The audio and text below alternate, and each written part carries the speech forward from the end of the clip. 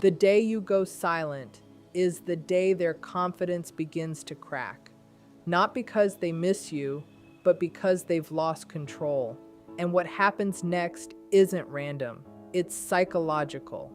There are 7 predictable stages of regret that unfold when no contact truly hits. Today, we break them down. If this is resonating, take a second and reflect. Have you noticed a shift in their behavior since going silent? Write stage 3 in the comments if you've seen the panic begin. And remember, no contact isn't about punishing them, it's about protecting you. Now let's go deeper. Stage 1 begins with what looks like unshakable confidence, but psychologically, it is a defensive maneuver against ego injury. When you initiate no contact, the narcissistic individual does not immediately experience loss in the way a securely attached person would. Instead, their first reaction is dismissal. They minimize your absence to protect their self-concept. In their internal narrative, you are not leaving because you are hurt, exhausted, or done. You are leaving because you are emotional, dramatic, or trying to gain attention. This reframing allows them to avoid confronting rejection. At this stage, their grandiosity acts like emotional armor. Individuals with strong narcissistic traits rely heavily on external validation, what psychology often calls narcissistic supply. When that supply is interrupted, the psyche scrambles to stabilize itself. Rather than feeling vulnerable, they inflate. They may say to themselves, "They'll be back," or "No one leaves me for long." This is not confidence rooted in security. It is overcompensation rooted in fragility. Dismissive confidence also serves another purpose. It buys time. Admitting that someone has truly detached would mean acknowledging a loss of control. For someone who equates control with safety and superiority, that realization is intolerable. So the mind protects itself through denial. They may even appear indifferent publicly, posting as usual, acting unfazed, perhaps even exaggerating how unbothered they are. The performance is strategic. It reassures their ego and signals dominance to observers. Internally, however, there is a subtle monitoring process happening. Even in dismissal, they are watching, checking whether you viewed a story, noticing whether mutual friends mention you. Their confidence depends on the assumption that you are still psychologically hooked. As long as they believe they can re-engage you at will, there is no urgency, no regret. This stage is critical because it reveals something important. Their initial reaction is not heartbreak, but hierarchy preservation. They are protecting their position in the relational power dynamic. The absence has not yet registered as permanent, so the nervous system remains regulated through grandiosity rather than grief. Stage 2 shifts from inflated confidence to irritation, and this is where the first destabilization begins. The dismissal from stage 1 depends on the belief that your silence is temporary. When time passes and you remain unreachable, the psychological equation changes. What once felt like control now feels uncertain. And uncertainty is deeply uncomfortable for someone who relies on predictability to maintain emotional dominance. Irritation emerges because their expectation of access is being challenged. In their internal framework, former partners are not fully autonomous individuals, they are extensions of supply. When that extension withdraws without permission, it feels like a violation of entitlement. The irritation is not sadness, it is agitation. It sounds like, "Why are they ignoring me?" or "What game are they playing?" This reframes your boundary as manipulation, because accepting it as autonomy would require humility. During this phase, they often test the perimeter, a casual message, a reaction to a story, a subtle social media post designed to provoke curiosity or jealousy. These are not random behaviors, they are regulatory attempts. They are checking whether the control cord is still attached. If you respond, their nervous system stabilizes. If you don't, irritation intensifies. Psychologically, this stage reflects cognitive dissonance. Their self-image tells them they are desirable and unforgettable. Your continued silence contradicts that belief. Rather than revising the self-image, they experience tension. Irritation becomes the emotional byproduct of that tension. It may even escalate into mild anger, sarcasm, or dismissive commentary about you to others, all designed to restore internal balance. Importantly, regret is still not fully formed here. What they are reacting to is disruption. You are no longer predictable. You are no longer available on demand. The entitlement that once felt secure is now being challenged by reality. And when entitlement meets boundaries, frustration is inevitable. This is the stage where the ego starts to feel the first tremor, even if pride prevents any conscious acknowledgement of loss. Stage 3 is where irritation turns into something far more destabilizing: control panic. Up until this point, they have operated under the assumption that access to you is a given. Even if delayed, even if strained, they believed they could reactivate the connection whenever they chose. But when no contact remains firm and their attempts to provoke a reaction fail, the illusion of control begins to fracture. For someone with strong narcissistic traits, control is not just a preference, it is a psychological regulator. It soothes insecurity, reinforces superiority, and keeps abandonment fears buried. When control disappears, anxiety rises quickly. This is not the anxiety of missing someone, it is the anxiety of unpredictability. They cannot map your emotional state. They cannot anticipate your response. They cannot pull emotional levers to restore dominance. That unpredictability creates internal instability. You may notice escalation during this stage. The subtle messages of stage 2 may become more direct. They might attempt triangulation, using mutual contacts or visible displays with new people to provoke jealousy. They might alternate between charm and hostility. This inconsistency reflects panic management. The nervous system is searching for something that works: admiration, guilt, fear, nostalgia.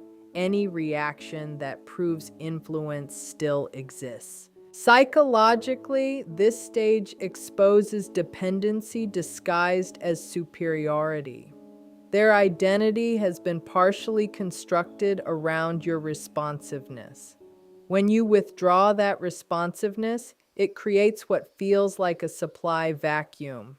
Without that external feedback loop, their self-esteem regulation weakens. The panic is an attempt to reestablish the feedback system. This is also the moment when they begin to sense that the situation may not be temporary.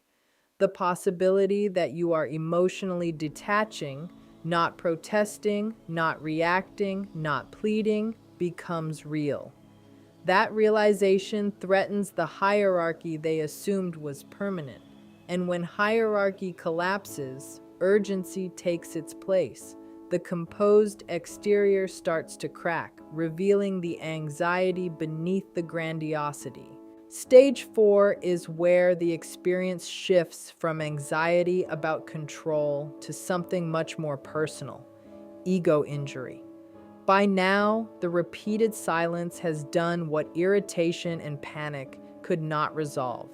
It has made one thing undeniable: you are not responding. And for someone whose identity depends on being chosen, admired, and pursued, that realization lands as rejection. This is not processed as mutual incompatibility or the natural end of a relationship. It is processed as a blow to status. In narcissistic psychology, the self is organized around superiority and desirability. When someone walks away and stays away, it contradicts that core belief. The mind interprets it as, I was not enough to keep them, but that thought is too threatening to consciously tolerate. So it quickly mutates into defensiveness. They are ungrateful. They are unstable. They never deserved me. Ego injury is deeply destabilizing because it activates buried shame.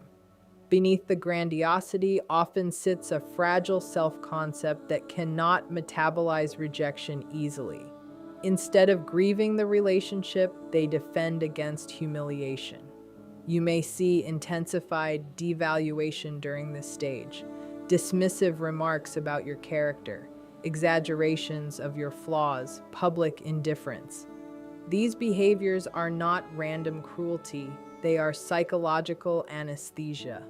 By shrinking your value, they attempt to restore their own. At the same time, there is a quiet internal contradiction forming. If you were truly insignificant, your absence would not sting. The very need to devalue you reveals that your withdrawal matters. This creates cognitive strain. Their ego wants to believe they are unaffected, yet their emotional system is registering loss of influence and admiration.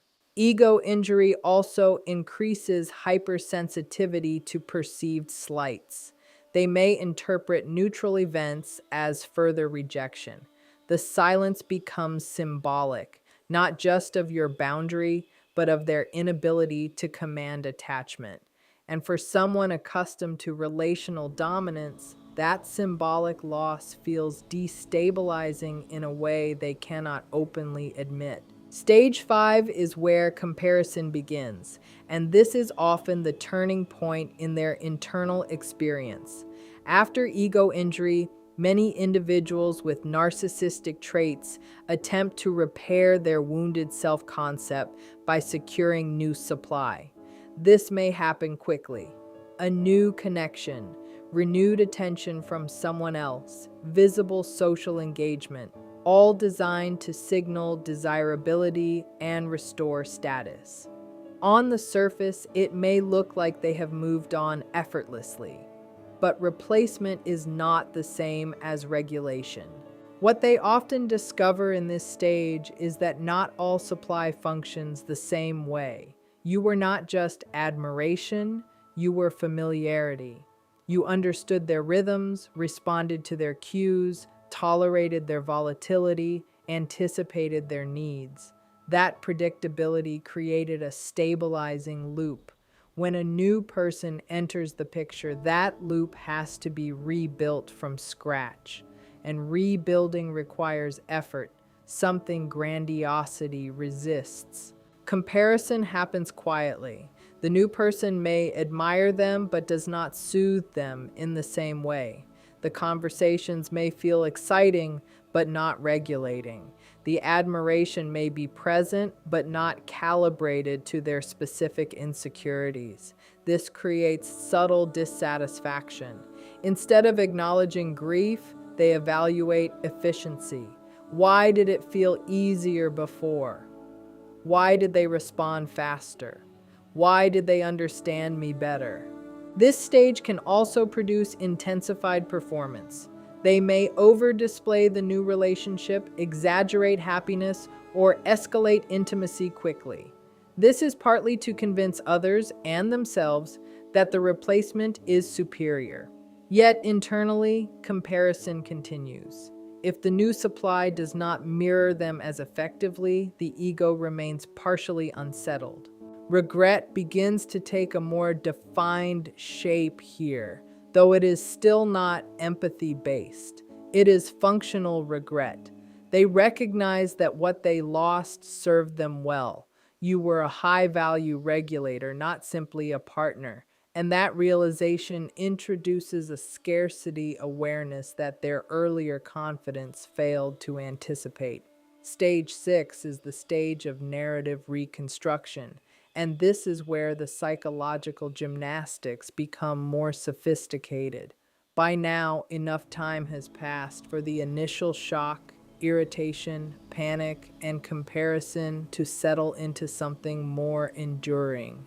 The loss has registered, but instead of integrating it in a healthy way, the mind begins rewriting the story. Human beings need internal coherence. When actions and outcomes don't align with self-image, cognitive dissonance arises. For someone organized around grandiosity and superiority, the idea that they lost someone valuable because of their own behavior is intolerable. So the narrative shifts, the relationship becomes toxic. You become too sensitive, too demanding, or impossible to please. Their distancing becomes framed as self-protection rather than consequence. This is not random dishonesty. It is psychological survival. By reconstructing the story, they reduce the discomfort of regret without accepting accountability. If they can convince themselves that you were flawed beyond repair, then losing you becomes rational. It becomes proof of their discernment rather than evidence of their misconduct. What's fascinating in this stage is the split between private and public narrative. Publicly, they may present themselves as the wronged party. Privately, however, there are flickers of recognition, moments when they replay conversations, recall your patience, or recognize patterns in their behavior. Those flashes are quickly suppressed. The reconstructed story must dominate to preserve ego stability. This stage often includes selective memory. Positive moments are minimized. Conflicts are exaggerated. Your boundaries are reframed as hostility. Through this editing process, they create a version of reality that protects self-esteem. Regret is still present, but it is buried beneath rationalization. And yet, the very need to rewrite history signals something important. The loss mattered enough to require distortion. If it were insignificant, no reconstruction would be necessary. The mind only works this hard to defend against something that threatens the core self. Stage 7 is the quietest and often the most psychologically revealing phase. Emptiness. By this point, the noise has subsided. The attempts to provoke you have failed. The comparisons with new supply have exposed subtle dissatisfaction. The rewritten narrative has been rehearsed enough to sound believable. On the surface, life appears stabilized, but internally, something is missing. When external validation becomes inconsistent or less potent, the underlying structure of the self is exposed. For individuals who rely heavily on admiration and control to regulate self-worth, prolonged no contact removes a key stabilizing force. You were not just attention, you were predictability, emotional responsiveness, and a familiar feedback loop. Without that loop, there is more psychological space.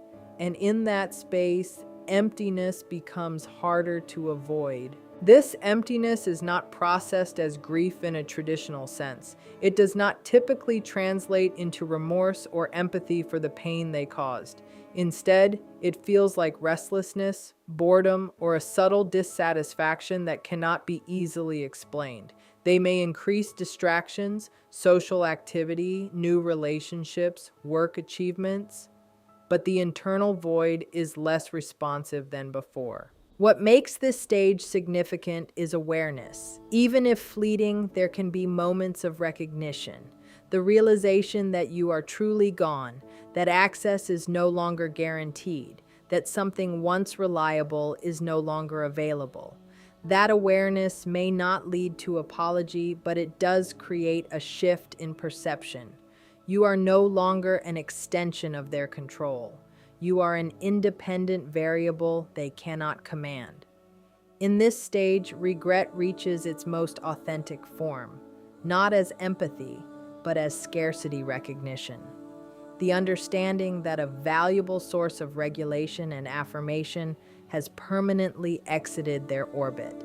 And because they cannot easily fill that specific psychological role, the silence you maintain continues to echo in ways they cannot publicly acknowledge. What often follows these 7 stages is not a dramatic confession or a sudden awakening.